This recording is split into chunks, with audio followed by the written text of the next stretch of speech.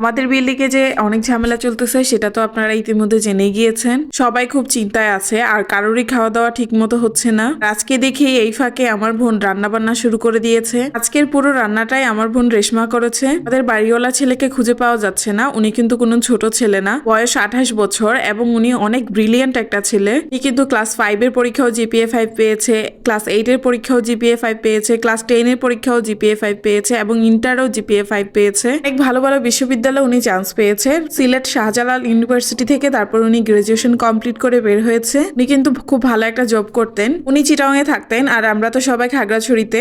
Uncle ছিল দাদার সাথে, তো আঙ্কেলের ইনসুলিন দেওয়া দরকার ছিল, ওটা দিয়ে তারপর দাদা বলেছিল যে নেমন্তন্ন খেতে যাবে উনি একটা বন্ধুর বাসায়। আসলে আমি পুরোপুরিটা জানি না কোন বন্ধুর বাসায় গিয়েছে, যতটুকু শুনতে পেয়েছি আর কি। এরপর থেকে যতবারই কল দিয়েছে এই পর্যন্ত মোবাইল বন্ধ এবং থানা পুলিশ কোনোটাই বাকি রাখা হয় নাই। সবাই দোয়া করবেন যেন উনার ছেলেকে উনি ফিরে পায়।